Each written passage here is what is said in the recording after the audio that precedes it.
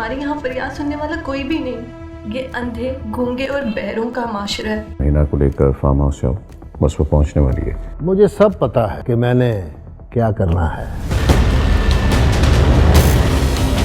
अपनी सारी फोर्स लेकर जंगल पहुंच जाओ, उसकी लाश चाहिए।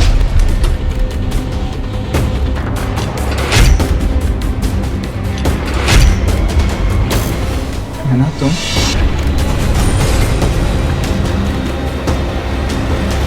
रेज एक इंसान नहीं, हैवान है। न जाने नैना जैसी कितनी मासूम जिंदगियां वो बर्बाद कर चुका है। उसकी कैद एक जिंदान है, जिंदान।